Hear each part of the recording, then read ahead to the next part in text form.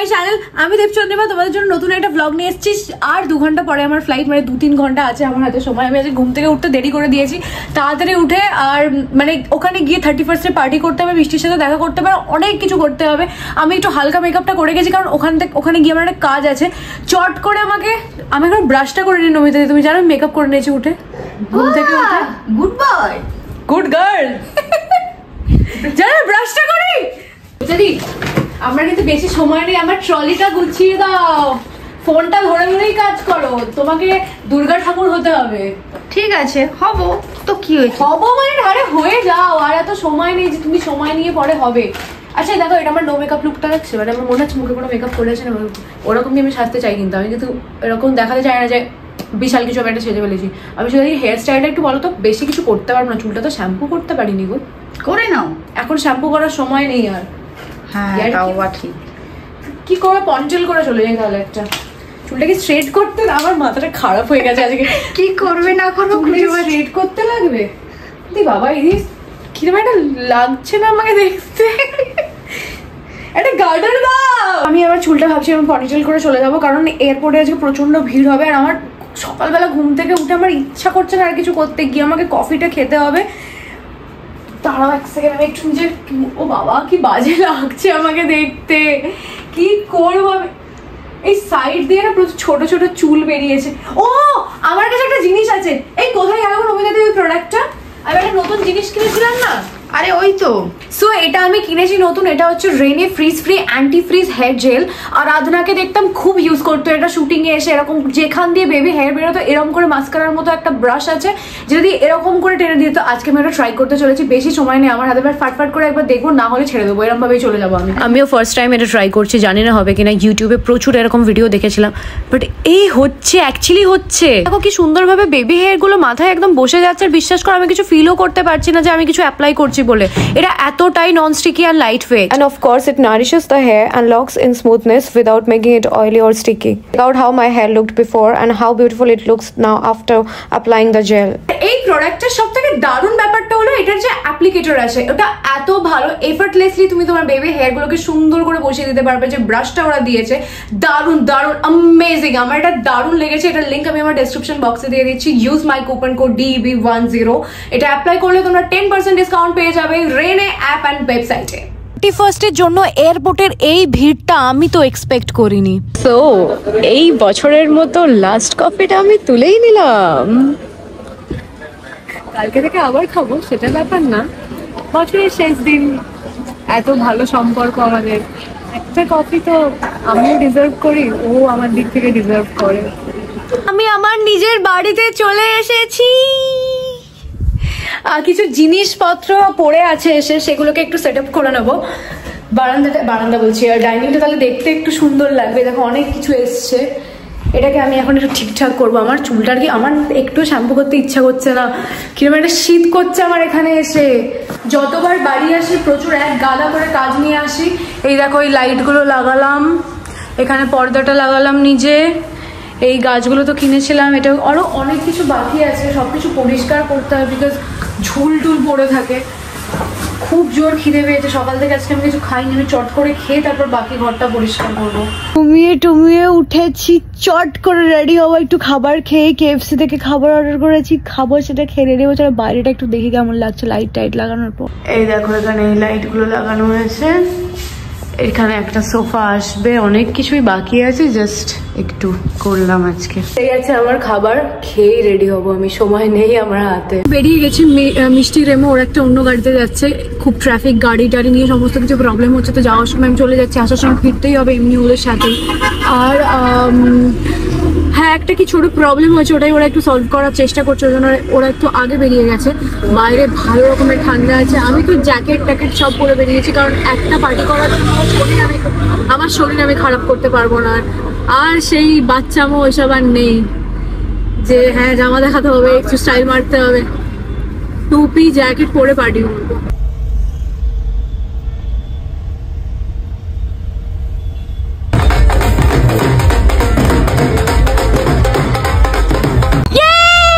মিষ্টি এইখানে আওয়াজ আসবে না, এখানে ভয়েস ওভার দিয়ে দেবো পরে, একটু পরে তো ব্লগ বানাতেই ভুলে যাবো, ব্লগ হবে না।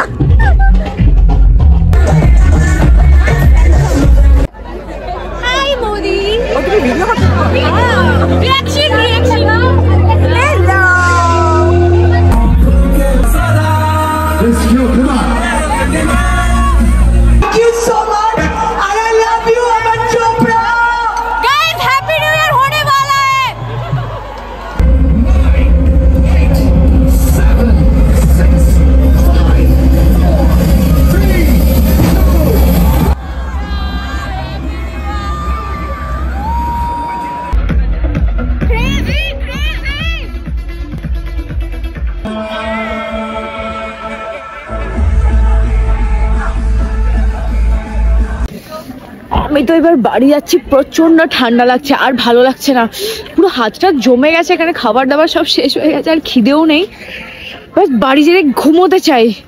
এখন বাজে বিকেল 4টে, আমি ঘুম থেকে উঠেছিলাম 12টা 1টা, মানে ঘুমটা বারবার ভাঙছিল, আবার ঘুমিয়ে পড়ছিলাম, না ঘুমালে শরীরটা খারাপ করে যাবে।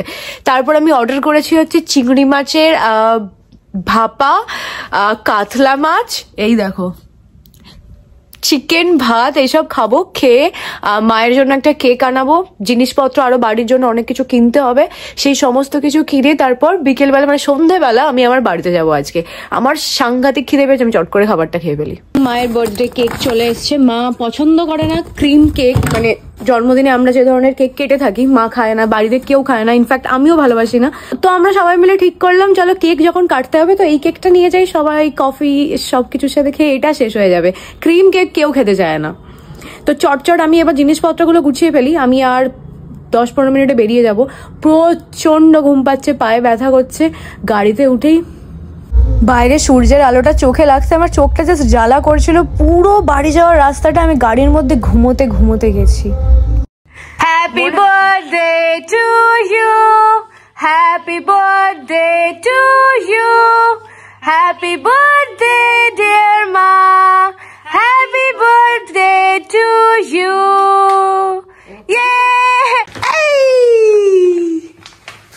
মাকে বল হ্যাপি বার্থডে। Happy birthday.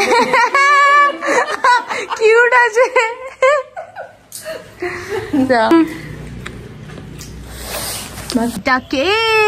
এটা কে এসেছে? আয় আয়, আর একজন আসছে। আয় আয় আয় আয় আয়। ভাত খেয়েছে, পেটু ভরে গেছে, পেটু ভরে গেছে। আচ্ছা মা এসছে। আর দুটো ভাই কই তোমার? আর দুটো ভাই কই? ওর দেখি কেমন উঠতে পারিস। তা তো আর পারবি না, পেটটা ভরে গেছে না, আর নড়তে পারছে না। এই দাদা জ্যাকেট টানছে এদিক দিয়ে, এই হচ্ছে বদমাইশ। এই দেখি কোন দিকে রে, এদিকে দেখা।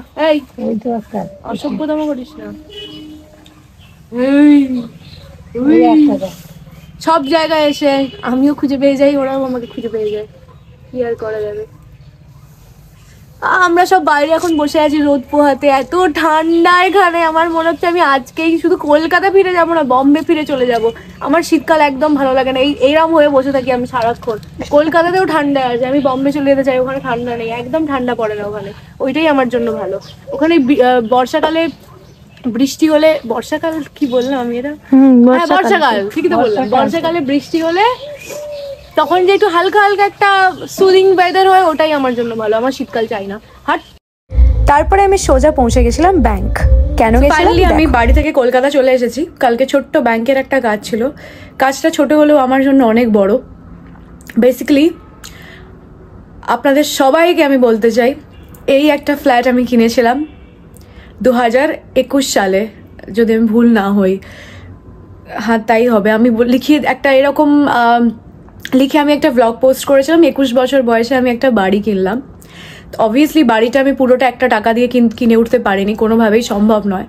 ব্যাংক থেকে লোন নিয়েছিলাম, সেই লোনটা 2024-এর শেষে ডিসেম্বর 23 তারিখে আমি ফোরক্লোজ করে দিয়েছি। এই ফ্ল্যাটটা শুধুই আমার, আমি কখনো বাড়ির দলিল দেখিনি। যখন ফ্ল্যাট কিনেছিলাম, যেহেতু ব্যাংক থেকে লোন নেওয়া হয়েছিল, কখনো বাড়ির দলিল দেখানো হয়নি বা ফ্ল্যাট ডিডস কিরকম দেখতে হয় আমি জানি না। সো কালকে আমি আমার বাড়িতে গেছিলাম, মাও খুব খুশি। মাকেই পাঠিয়েছিলাম বেসিক্যালি যে তুমি যাও, মানে ফোরক্লোজ করার পরে ওখানে গিয়ে একটা টাকা বাকি থাকে যেটা ব্যাংক থেকে এনওসি নিতে হয়, তারপর বাড়ির দলিল যার বাড়ি তাকেই যেতে হয়। যার জন্য আমি বম্বে থেকে আমার 31স্টে আসাই এই কারণে, এই দলিলটা কালেক্ট করার জন্য। পার্টি করা কাজ এগুলো আমার সেকেন্ডারি অপশন ছিল, শুধুমাত্র এইটা আমার দরকার ছিল। সো ইয়েস, ফাইনালি এই বাড়িটা আমার, শুধুই আমার। এই বাড়িটার দলিল আজকে আমার হাতে। সবকিছুই ভগবানের আশীর্বাদ, তোমাদের সকলের ভালোবাসা, আশীর্বাদ, মায়ের আশীর্বাদ ছাড়া অসম্পূর্ণ থেকে যেত, কোনোভাবেই পসিবল হতো না। প্রচুর পরিশ্রম করেছি কখনো ভাবতে পারিনি, আমি খুব সত্যি কথা বলছি, কখনো ভাবতে পারিনি কলকাতায় আমার একটা ফ্ল্যাট থাকবে। আমরা যারা খুব মধ্যবিত্ত বাড়ি থেকে উঠে আসি, মফস্বল থেকে উঠে আসি, আমাদের জীবনে অনেক স্বপ্ন থাকে, আমরা এটা করব, আমরা সেটা করব। আমার তো এখনো স্বপ্নের কোনো সীমানা থাকা উচিত নয়। আমার মনে হয় শখের দাম লাখ টাকা, অবশ্য একটা কথা আমরা ছোটবেলা থেকে শুনে শুনে বড় হয়েছি। তো এটা আমার স্বপ্ন ছিল বলতে পারো, শখ ছিল কলকাতায় আমার একটা বাড়ি থাকবে। সবাই প্রচুর ডিমোটিভেট করেছে। আমি যখন এই বাড়িটা কিনেছিলাম তখন লকডাউন চলছিল, মানুষ সত্যিই খেতে পাচ্ছিল না, আমাদের কাছে কাজ ছিল না। চাই না সেই সিচুয়েশন কখনো ফেরত আসুক। সেই সময় এই ফ্ল্যাট আমি কিনেছিলাম, তখন অনেকটা কম দামে পেয়েছিলাম। তারপরেও আমি তোমাদের থেকে কখনো কিছু লুকোইনি, 45 লাখ টাকার লোন ছিল এই ফ্ল্যাটের, আর বাকি যে টাকাটা ছিল 15-20 লাখ টাকা মতো আমি ডাউন পেমেন্ট করতে পেরেছিলাম।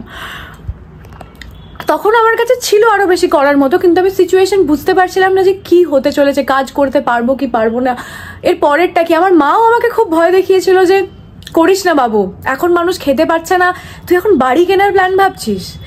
আরও একটা ছোট্ট জিনিস আমি দেখাতে চাই, এই ফ্ল্যাট আমি কিনেছিলাম বেবোর সাথে থাকার জন্য।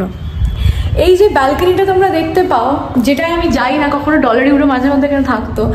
বেবোকে আমি বলতাম লকডাউনে যখন আমি সিঙ্গুরে ছিলাম আমার বাড়িতে, যে তুই আর আমি এই ব্যালকনিটায় বসে থাকবো, আমরা একসাথে চা খাবো, কফি খাবো। বেচারা কোনোদিন এই বাড়িটাতেই আসতে পারলো না, তখন আমার ফ্ল্যাটটা হ্যান্ড ওভার হয়নি আমার। ঠিক আছে, ভাগ্যে ছিল না, আমারও ছিল না, ওরও ছিল না, কোনো ব্যাপার না। তো ডলার ইউরো এখানে অনেক দিন থেকেছে, আমি অক্লান্ত পরিশ্রম করেছি মাথা থেকে একটা হেডেক নামানোর জন্য। এটা লিটারালি আমার মাথায় একটা হেডেক ছিল যে এত টাকার লোন, কারণ আমার পরিবারে, আমরা মধ্যবিত্ত পরিবারে এত টাকার লোন নেওয়ার কথা ভাবতেই পারি না। আমার মা আজও ভয় পেত, রাত্রিবেলা ঘুমোতে পারতো না যে বাবু কি হবে কি হবে। আমি করে নেবো করে নেবো করে নেবো, একটু ভরসা রাখো। যখন যেখান থেকে যা ইনকাম করতাম আমার মনে হতো যে ব্যাংককে দিয়ে দিই। আমি এই 30 বছর এই লোনটাকে টানতে চাই না, তাতে আরো অনেক টাকা এক্সট্রা নিতে হবে। আমার যেহেতু বয়স কম, আমি 30 বছর অবধি সময় পেয়েছিলাম, আমি নিজেই রেখেছিলাম ইনফ্যাক্ট, যাতে আমাকে মাসে প্রচুর টাকা না দিতে হয়। আমি এটুকু নিজের উপর আমার বিশ্বাস ছিল যে আমি করে দেব, সেই বিশ্বাসের জোরেই রিস্ক নিয়েছিলাম। ফাইনালি আমি করতে পেরেছি। হর হর মহাদেব। আজকে আমি বারাণসী যাচ্ছি পুজো দেওয়ার জন্য। বলে না সব কিছু একটা টাইমেই হয়, এত বছর ধরে বারাণসী যাওয়ার চেষ্টা করেছি, কখনো যেতে পারিনি। কালকে রাত্রিবেলা আমি আমার ব্যাংক থেকে এটা কালেক্ট করলাম, এবং কালকে রাত্রিবেলা আমি একটু বন্ধু আছে তাকে বললাম আমাকে ট্রেনের টিকিট করে দিবি, আমার না খুব বেনারস যেতে ইচ্ছা করছে, জানি না কেন, মানে হয় না মনটা ডাকছে, খুব বারাণসী যেতে ইচ্ছা করছে, আমার অদ্ভুত একটা ইচ্ছা করছে, এটা শুধু ইচ্ছা করছে না।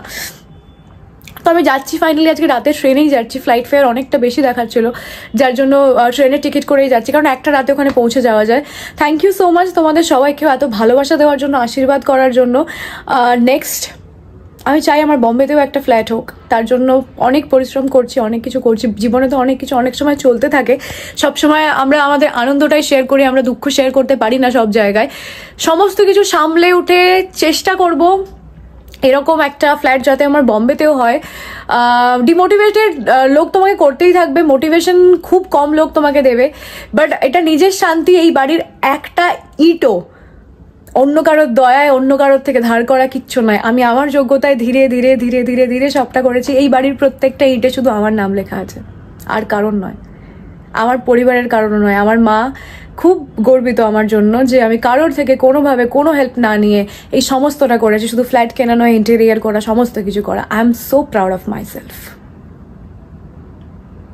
আমি জানি না বলা উচিত কি নয়, বাট আমার সত্যি এটা ফিল হয় আমি করেছি অনেক কিছু, অনেক ছোট জায়গা থেকে, কিচ্ছু না থাকা থেকে, 7,000 টাকার বাড়ি ভাড়া থেকে এই বাড়িটা আজকে আমার।